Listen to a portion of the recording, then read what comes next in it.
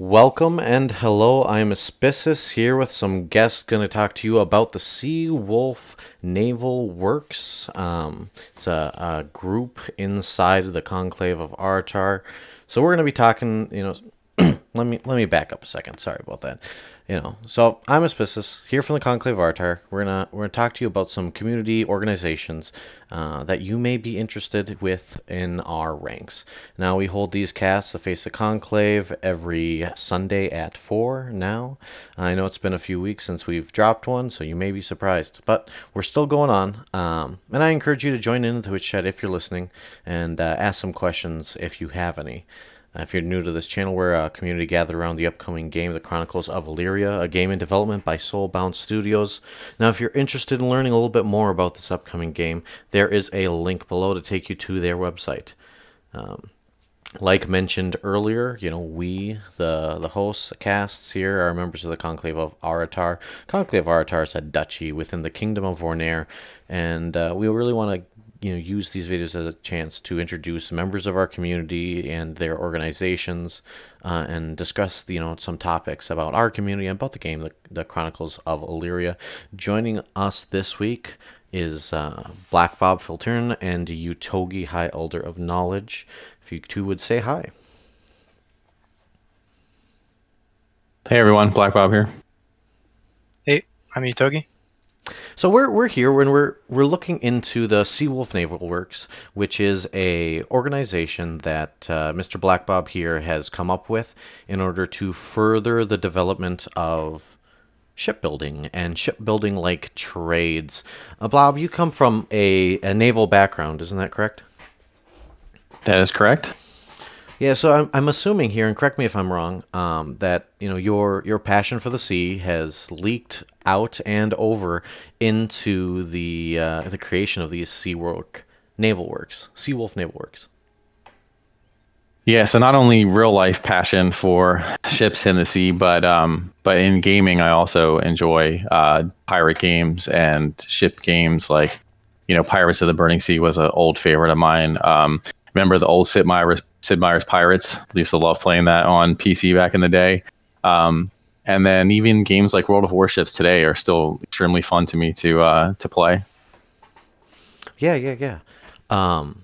So yeah, we want to get into some details about the Seawolves, where they're located, what they're about, what we intend to do with them, how you've got them structured, because you've got an interesting structure mechanic here. You try to utilize the schools, guilds, and associations as they are outlined by Soulbound Studios as organizations to achieve different things. And we're going to talk about what it means to be a guild, what it means to be a school, what it means to be an association, and how each of those different labels play into the Seawolf Naval Works.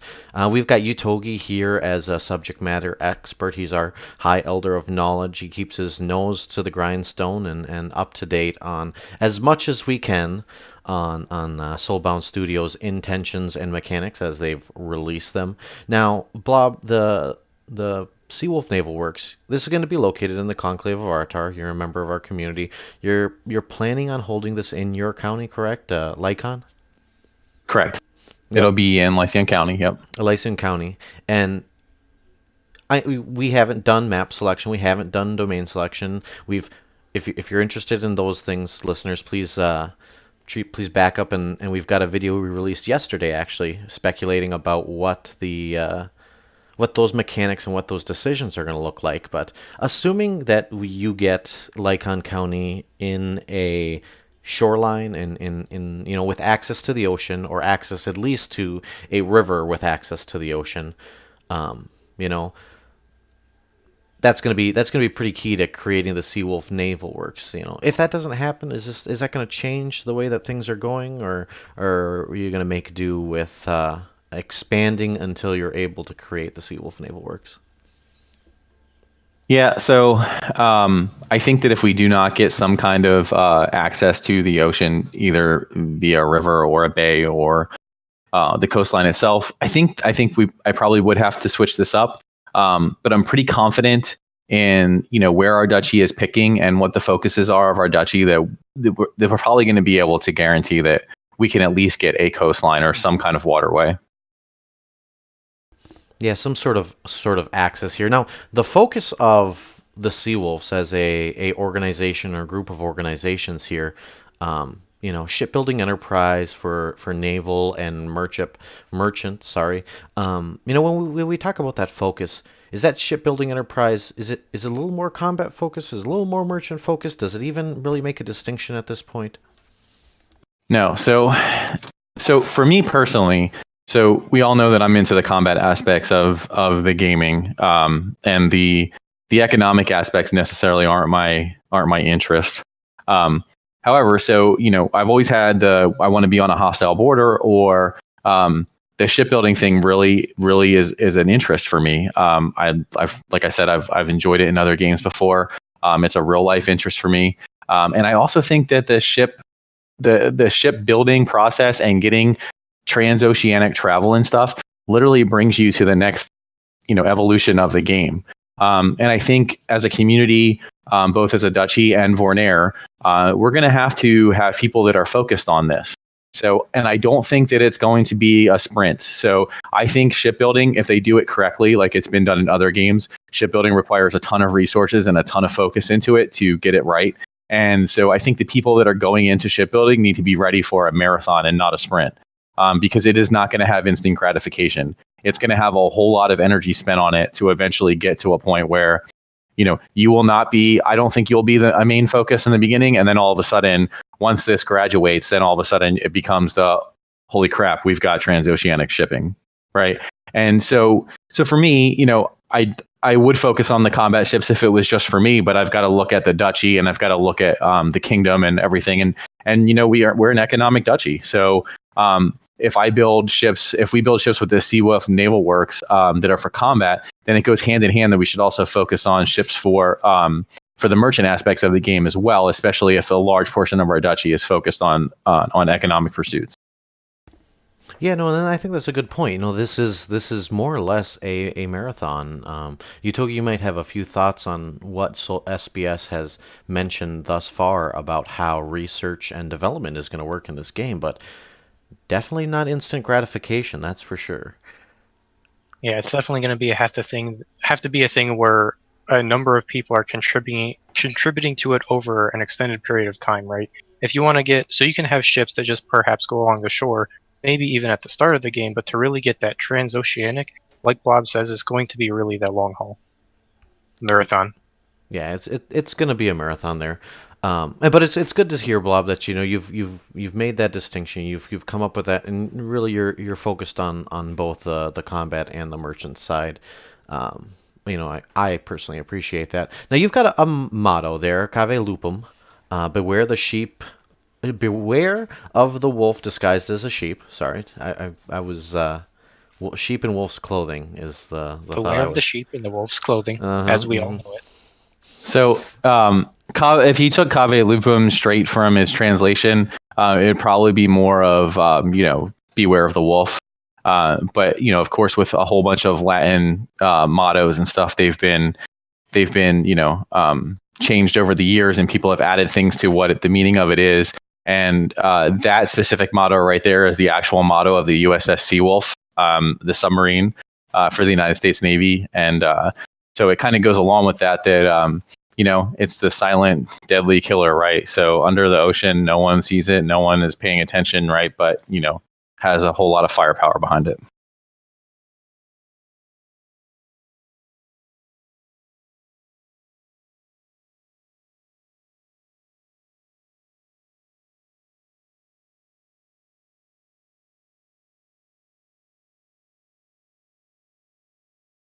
Are you perhaps muted, Aspis? Well, see, yes, that would definitely be the case. That that that may just restrict your audio. Yeah, Muted. no, it's so yes, it does. Yes, it does. I can't talk if you can't hear me. Um, anyway, so like I was saying to nobody in particular, apparently, um, you've contributed, Blob, to some lore for the Naval Works, to Lycon County as a whole. You don't generally come from a lore background, but I know you've participated in the past. And I've got it up here. It's more or less a Star Wars-esque scrolling text for those who are interested in hearing it. Um, but what I'd like to use, this I see the motto, the idea of a wolf in sheep's clothing, something unexpected, recognizing that this is a long haul, this is a marathon, saying, having some background in these different lore ideas, it really suggests a diversified uh, um, approach to an organization, saying, hey, it is not necessarily just you do this, you get this, and it's always a 1-to-1-to-1 kind of ratio, but really, and correct me if I'm wrong in my assumptions here, but organizations as a whole they're as dynamic as the people who run them, participate in them. And I think that's something that you recognize, right?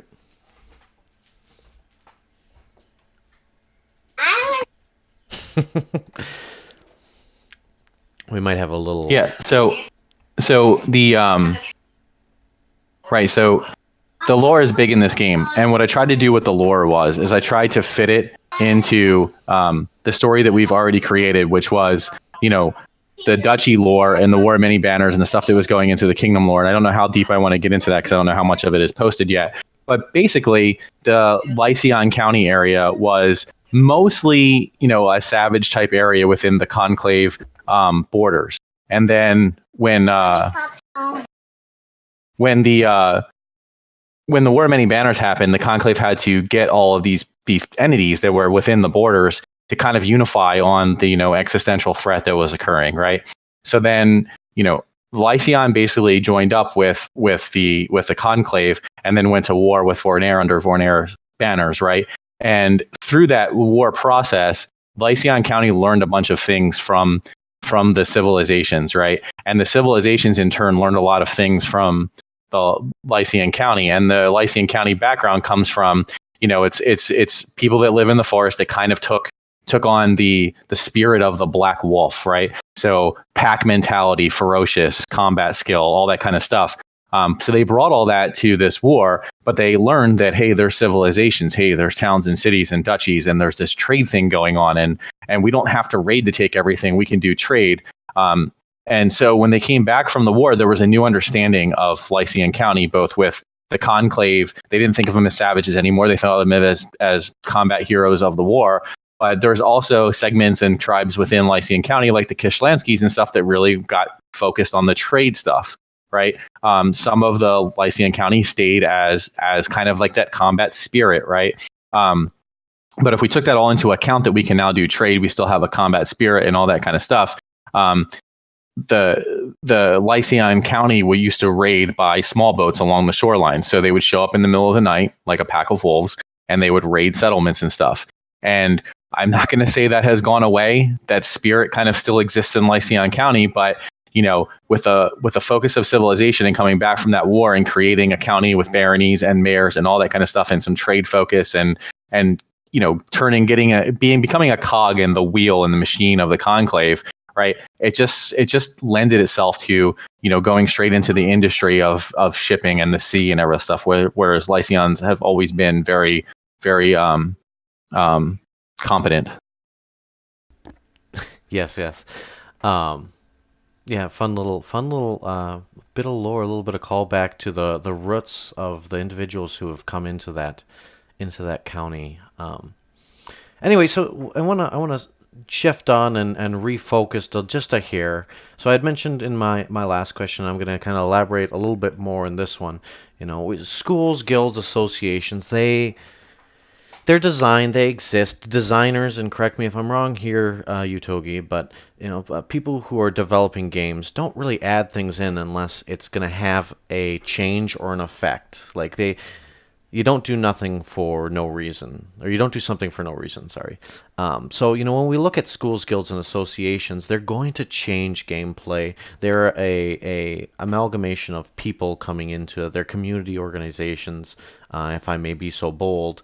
But how do schools, guilds, and associations really change gameplay, Utogi? Like, how do we kind of expect the idea of organizations to affect the Chronicles of Elyria world? So I expect the large majority of a player's time, like of a common player who isn't necessarily a king or a duke, to be spending time either with their family or in an organization or possibly both, right? Most new players who join the game are probably going to join into a family. And then from there, once they've developed their character a little bit, they'll likely end up searching for some kind of organization that reflects their interests. So if they figure out, I really like the blacksmithing skill, or I really like woodworking or creating ships from that woodwork, then one of the first things that they would probably do is go and try to find some kind of group that they can integrate their skills with and also learn and benefit from, right?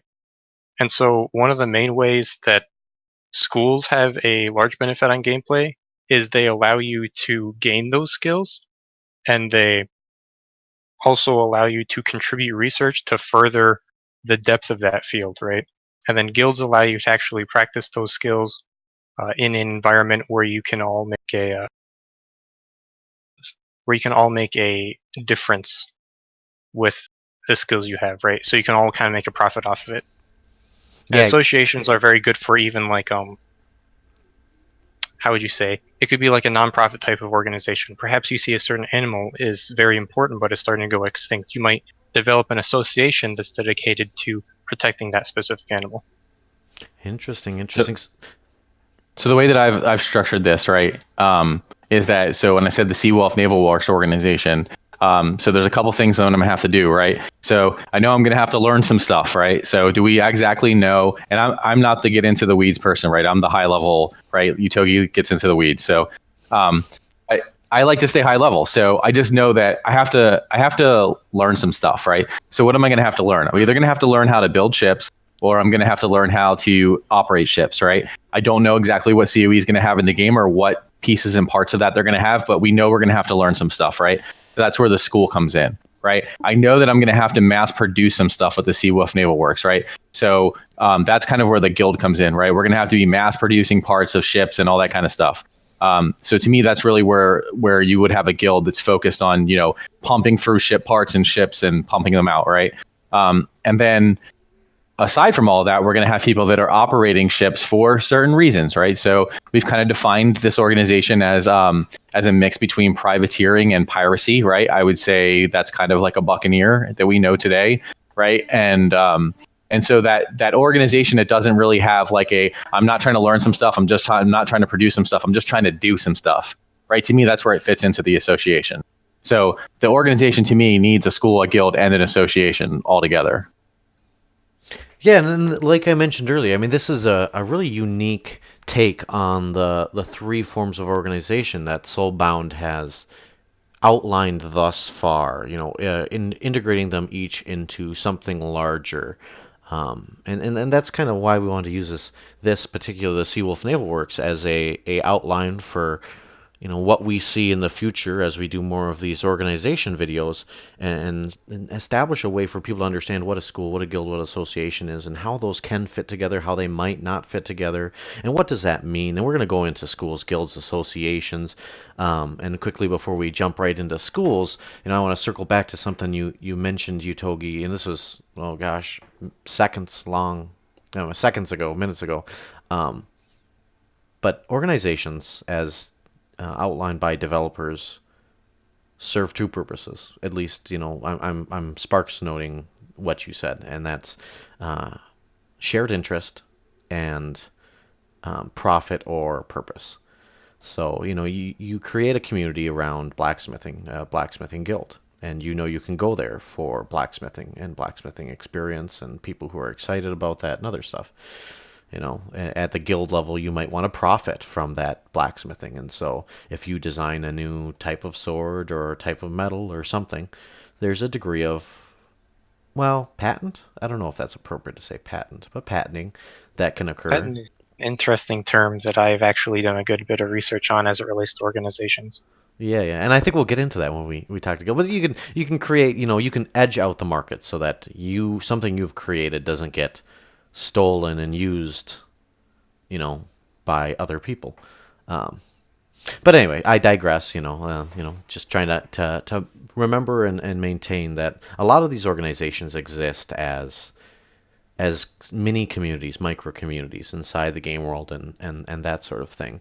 So we've got the image up here, and like you said, Blob, we've got the naval architecture strip, master shipwright. How do you learning, training, teaching how to build ships, how to navigate ships, how to do combat on ships, and then guilds with construction and commerce and associations with leaders and captains and stuff like that. And let's start at schools here, and let's look at the general level. What is a school for, or what does a participant in a school get? You know, so when we talk, what is a school for in terms of an organization, Utogi?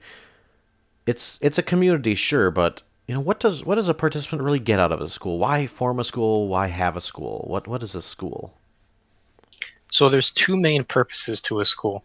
The first one is it's a place where there's all different kinds of skilled teachers that are kind of consolidated to one area. So instead of having to travel one way across the duchy for one teacher and one way across for another teacher, if they're all in the same location, it makes it much easier as a player to gain the kind of knowledge and skills you need or want for your character. So that's one of the main benefits. And the second main benefit is schools are very good for increasing and improving your research efforts, because with all the people in one place, it's also said that there will be specialized tools in the school to improve the research and also make it safer to do. Interesting. Yeah, no, and I know we've brought up, and there's been a lot of talk inside the communities, whether at the kingdom level, duchy level, or lower, about what that research is really going to be looking like. But when we talk about schools in COE, and we look at other MMOs mainly that have that tag school, the School of Magic, or other stuff like that, or say Life is Feudal, if our listeners are recognize the schools as a mechanic in the Life is Feudal games.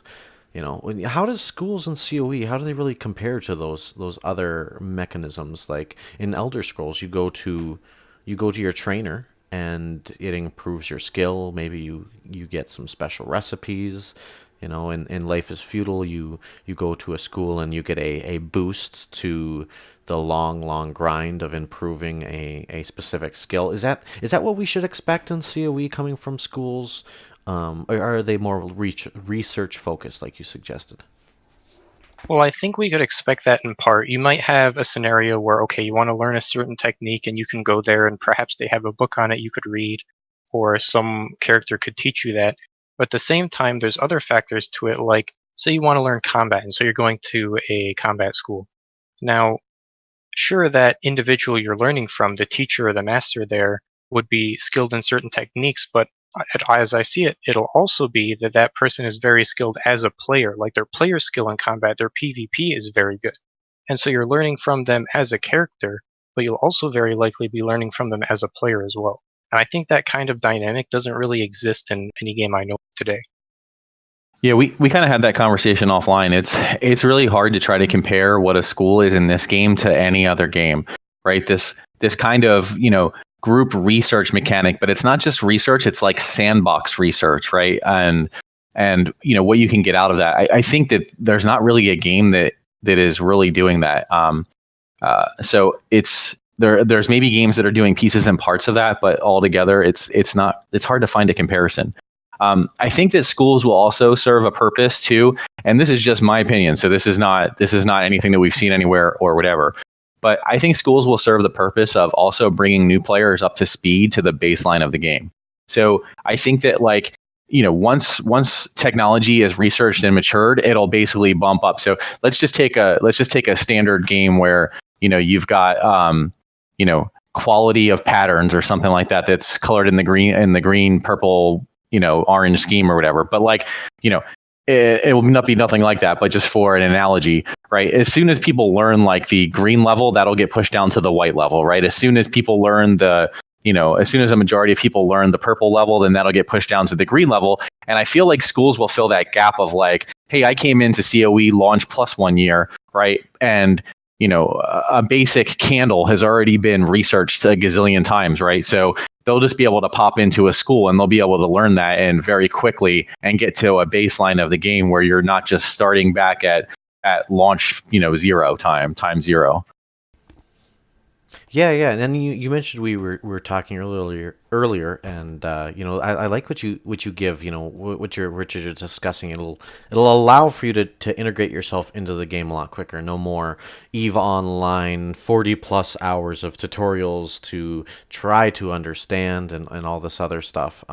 You can jump into the game even if it's 10 years after in game 10 years after launch, and you can do the same things that you would be able to do if you had started at launch, or maybe it's 50 years in game after launch, and you can at least jump in a lot quicker without having to grind up to the achievements that other individuals who have been in the game longer um, have already. I mean, that's not the saying there. If you've been in the game since launch, you're gonna have quite a bit of a bonus, a benefit. There's not as much grinding, or at least your grinding was spread out already. There's no such thing as a free lunch, and I don't think the developers intend schools to be a one-way ticket to stardom. But that being said, I think that may be part of the mechanic there. Um, Yeah, anyway, and part of the supporting point, just to comment on there quick, of schools possibly serving as a equalizing factor, allowing players to kind of catch up in a sense. I think one mechanic that we've heard of that really supports that idea is that in schools, one of the main differences between a school and a guild is schools actually share the research with all their members. So when a discovery is made, it's shared with each of its participants and possibly other people, though I don't know for sure how that relation is, compared to a guild where if they make a discovery, they don't necessarily need to share it with every single user or community member or employee, right? yeah, I believe that's. I believe you're right in that. Like that, and I totally forgot about that. The idea that as being a contributing member, as being a member of a school, you do benefit from that herd, like not immunization or whatnot, but there's herd learning. So anyway, So if you're, well, I could go on a tangent forever, right? Like Bob says, I get in the weeds, so we can move on to the next point there. yeah, let's transition a little bit over, and let's talk about guilds. I know, when we talk about schools, the concept of schools, like Blob talked about at the beginning, is it's kind of abstract for a lot of MMO games. What is a school? What do you do in a school? How do they fit into gameplay? It's a little abstract. It's a little weird. It's not always a translation one to one. But a guild, on the other hand, the guild that's a label that's really existed inside the MMO world for a long while now. You can harken back to the WoW guilds, but even before WoW and DeLorean and Ultima Online, like guilds as a organization structure, they have history. So what is a guild? What does a guild do? What does it get? What are the benefits of being in a guild? Soulbound Studios, at least at the moment, I believe, caps your guild membership at 2, school membership at 1. Um, what are the benefits to doing a guild? Why would they choose to make those caps, Utogi? And let's start out there. So I think describing a guild might actually be as difficult as describing a school, specifically because it's been used in so many ways in other games. While in CoE, the term guild is actually used much more in a way that's much more historical, right? Guilds are organizations based around single crafts, usually for meant for profit, right? And so you'd have, say, a mining guild or a smithing guild, where the whole point of the guild is to, obtain the ore, make it into an item you can sell that item off, and profit from it. Compared to other games, seem to have and especially MMOs, seem to have a single term they'll use for almost every kind of organization. Like they'll use clan or guild or team or what have you, and you would have like an RP guild and like a fishing guild and a hardcore raiding guild. While in CoE, there's much more of a distinction where guilds are specifically based around, certain crafts. And in addition to that, you can join as many guilds as there are crafts. So I believe like you could join a fletching guild and a blacksmithing guild and a fletching guild. Did I say that already? I think I did. But you can join these multiple ones, right? But you couldn't join 2 blacksmith guilds or 3 pottery guilds, right? So it's limited to 1 per type. Ah, interesting. I think the concept of guild Now, the mechanics of it are probably a little hard for people to understand, especially if their only experience is coming from WoW or something like that. But I think the overall concept of the guild, I think, is easier to understand because games have done the guild thing before. So especially, and Utogi's right, like the MMO world usually doesn't do it that way. Usually a guild is a term for just your group, right, of people that are doing raiding and PvEing and PvPing.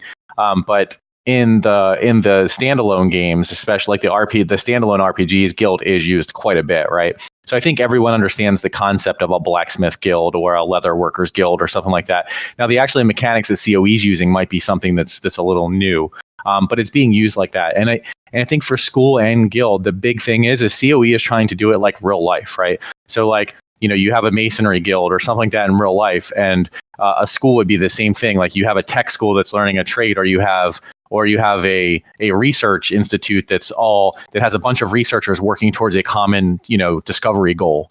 Right? So real life gives you the kind of context, but in game terms, it is hard to understand the mechanics of both of them. Now, Yeah, I think part of that it comes down to is tied in with the mechanics. You also have the social factors at work, right? Like I explained in schools, you also have the matter of player to player. So in addition to the mechanics, you have these different social interactions, which add to the complexity. interesting. And I like that you brought up, because I misspoke earlier. You can be a part of multiple guilds, but only one guild per craft, and I'm glad you made that distinction, Utogi, and Blob and Utogi both making that association, that connection between the idea that a guild exists for a subject. I think that was really important. Now, we've touched on this a little bit, and we've got it as a question there. Guilds in COE different than guilds in WoW or guilds in other MMOs and all this other stuff. But when we talk about guilds, is it just that you're with other? So in SUI, sorry, I digress. In SUI, if you join a guild and you join a leatherworking guild or what like that, have they said anything about mechanisms as mechanics that are benefiting those players in that guild? Um, or is that still behind the curtain, kind of, so to speak? There's definitely some mechanics we've heard of outright that we know will be a benefit of joining a guild. For example, you have a similar effect in a guild as like a school, where in a guild you can contribute research and you could receive technology from the guild, although it wouldn't be as effective towards research because it's not all shared, right? The most effective way to research something would be everyone gets the same knowledge, and so you can all contribute as much as possible. And another benefit of a guild is if the guild has very good reputation and say it's a very famous guild, your work being associated with that guild, like your crafts and what you do, actually benefits from that improved reputation, right? And so if it's like, oh, I'm with the Golden League Blacksmith Guild, it's like, oh, he must make very good blades, right? And even NPCs could recognize that. So that's interesting. That could play into the fame and infamy and the gossip system, as they call it. Having a guild tie you back to the quality. This is a Aston Martin, and of course it's sporty, it's flashy, it's sleek. This is and I've got nothing against the other car makers, but say this is a Toyota as opposed to this is a Honda, or as opposed to this is a Chevy. Different labels get different thoughts in those kind of things, and I think that's an interesting point you bring up, that a guild as a label recognize to recognize the label is pretty important there. But so we've talked about guilds. We've seen, hey, what does it do? What does it get? And how is it similar? How is it different? Let's go on to our last organizational body before we circle back into the Seawolf Naval Works and what they're doing with all of these things. And that's associations. Now, an association is,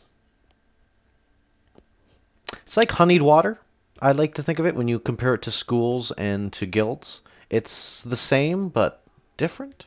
How is it different? How is it the same, Utogi? So associations can be a little bit complex to understand because there's not necessarily a combining factor between each association. So the best way I would think I would describe them is in general, they're nonprofit groups that usually provide some kind of service to the community or to the government. And from that, you can have people from all different walks of life in Illyria that, maybe that associate it has blacksmiths and it has tailors and it has who knows what. And maybe it has some government officials because it could be focused around, say, we need to provide help to those who are affected by the Searing Plague, or we need to uh, see. It's hard to think of exact things because usually they'll be based around a single purpose as it relates to the game and its lore and its world. So you bring up associations and governments, and I'm going to throw families in there too. I don't remember if this is from the mouth of Caspian or not, but when we talk about governments, do they consider governments an association-like organization? Do they consider families, the family mechanics, to really be falling into that association-like mechanic, or am I a little crazy? So I'd have to look and find the specific quote, but I do believe I saw that families and governments are both considered types of organizations, although it seems like in the majority of cases, like contextually, people, when they say organizations in Illyria, are talking about one of the three, being school, guild, or association. So I think my interpretation of association, right, is that association gives you the ability to create a group for a purpose without any restrictions or boundaries or anything on it. So association could be everything from preservationists to a religious organization. It could be nonprofit. It could be all profit flows up to the leadership. The leadership redistributes to its members as it sees fit, right? So like in the terms of something um, like like privateering or piracy, right? That would be something where funding would flow up to the leadership and then be redistributed. And an important point about associations, as it contrasts with the other two, is you can join as many associations as you want with a single identity. Join all the associations, all the associations. Now, I don't know if that includes associations telling you not to join other associations, but it seems at least mechanically you could do so. Yeah, interesting. I mean, there could be some interesting county, duchy, kingdom rules that are not necessarily supported or enabled through the Soulbound Studios employees, but are things, hey, imagine you've got a dictatorial like environment in a dictatorial like duchy, kingdom, county, something. They say this is the county sponsored association. This is association are us. You will be a member if you're a member of the county of associations are us. And if you're not, then you're kill on sight because we know you're not a part of the county. Can't join another one. Can't do anything else, and they could look into that. It's an interesting mechanism by which leaders in a community could Could be. control or use the mechanisms to achieve their ends. I hope we don't have dictators per se, but you never know. We'll see, I suppose.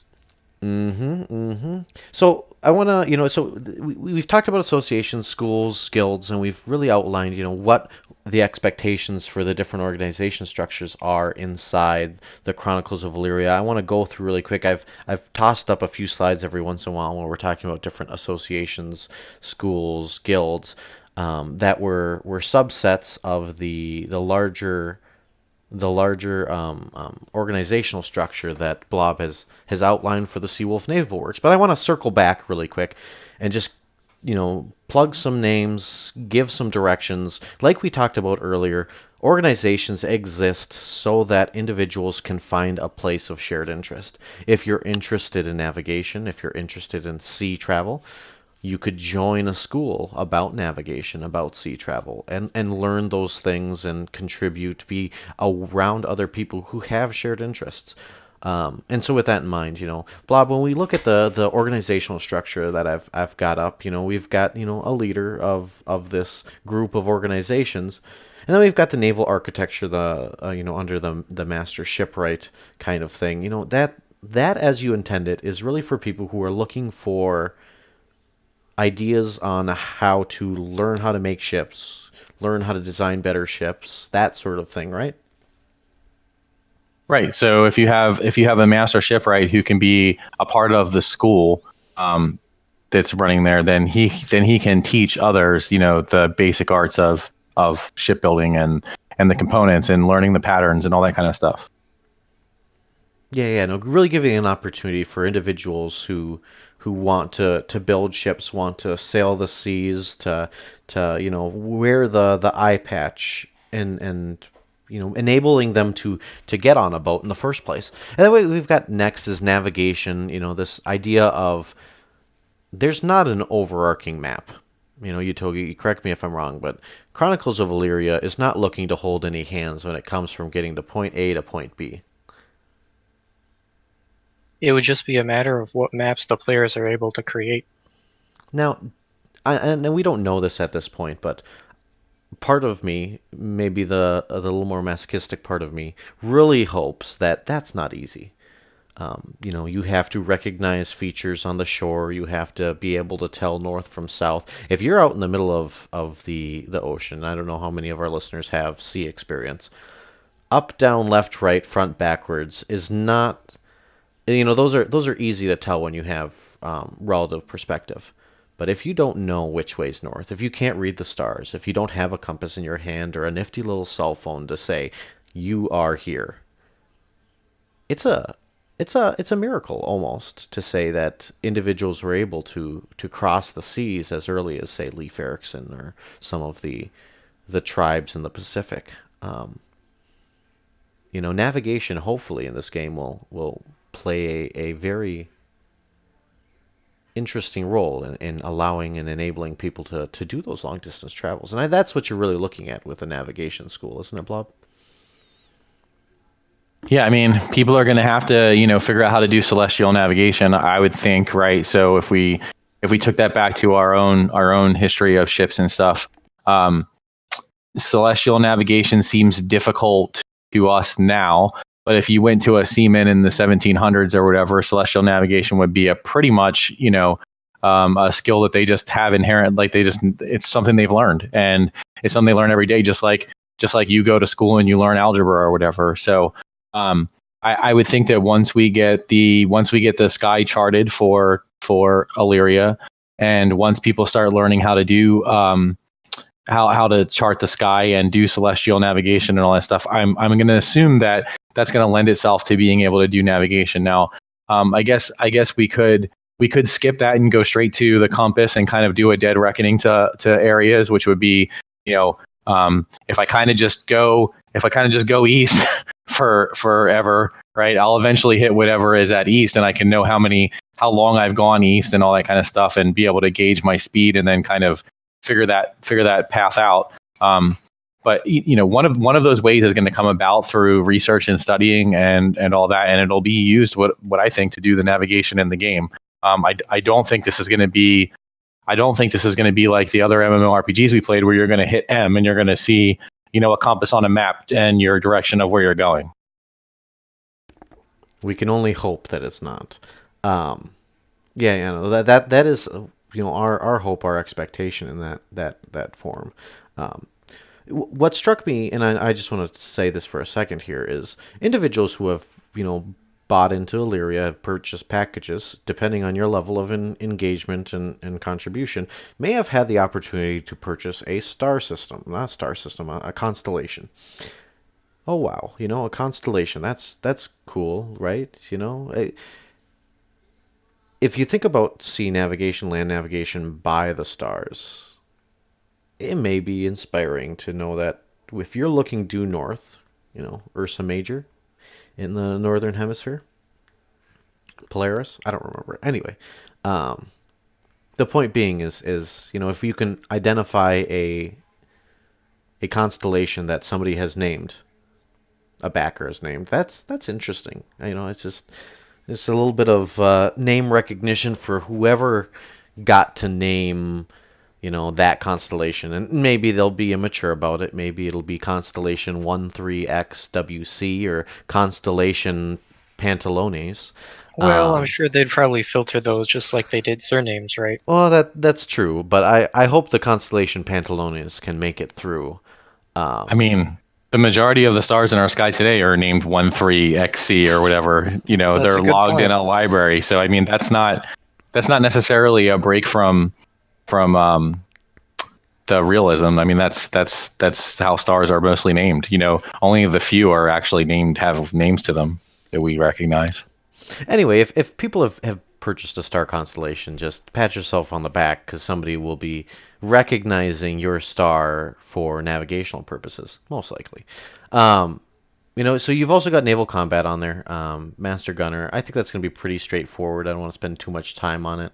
How to jump from boat to boat, how to travel and perform sea exercises. I imagine you're thinking pretty linearly along those lines as well, Blob. Yeah.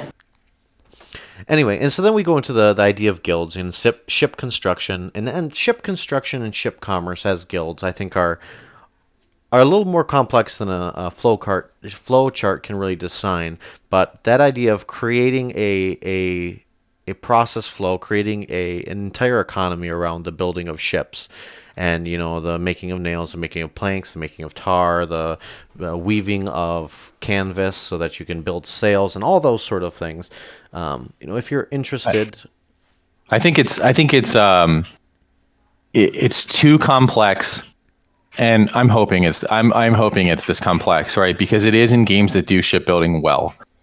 It's too complex to not have some forethought into this, right? So I think that if you are going to be doing a long haul of, creating a shipping industry, you need to think about who your neighbors are. You need to start creating some efficiencies between you and people who are doing things, right? You're going to need a ton of wood. You're going to need a ton of metals, right? Like iron. You're going to need a ton of cloth for sailcloth and stuff like that. These kind of things, I think, are going to have to exist somewhere in your region for you to be using up these kind of resources. And you're going to have to be, maybe bringing some things back from the sea or the goods that you have to get some trade going with people and all that kind of stuff, to where those goods are coming to you and the goods that are coming back to those people. And then in the end game, I think that, it pays off for everybody, because if we can pump out a ship and a ship can go up the river to Iskar who's doing iron or who's doing ore, then now they have an easier way to get a whole bunch of ore downstream to everyone else who's using it, right? The same thing with our combat players. If you can get them loaded on ships, now you've created every hostile border in the game as access to them. And I also think from, with combat as well, the kingdom perspective, right? So, from a kingdom perspective, if we can, through our buccaneering efforts, keep everyone else away from the shores of Ornair, we're not only providing protection for everybody along our coastlines, but we're also dominating the seas there, right? And dominating the seas there is going to lead to other people not staying ahead of us in terms of ship research and all that. The last thing that I would say is that there are so many people in Chronicles of Elyria who want to do the exploration thing, and who's going to save the day for them is going to be the people who actually get to transoceanic ships and put a bunch of explorers on one and send them across the ocean, right? Like that's going to be next level game winning for people that want to do exploration. yeah, big drive there.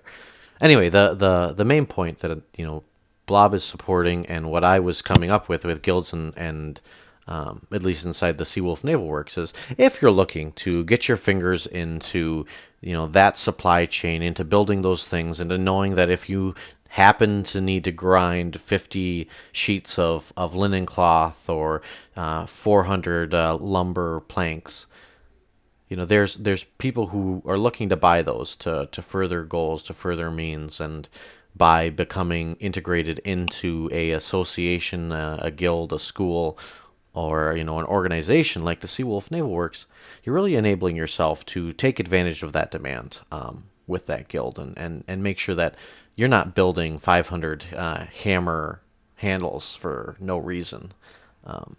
And that sort of thing.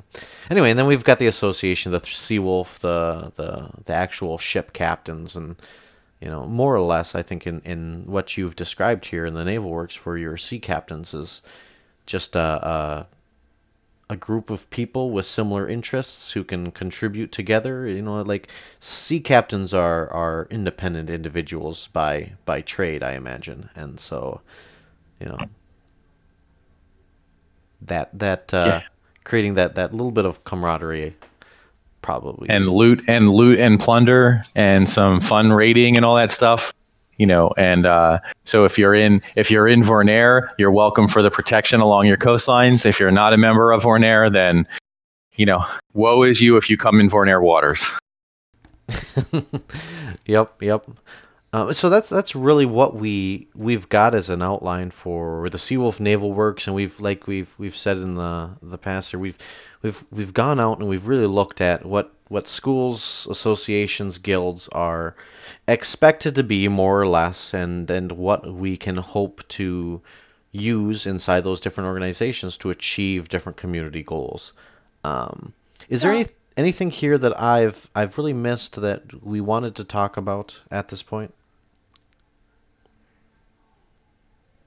Alrighty, I will take that as a no, and that I am doing a fantastic job getting the point across.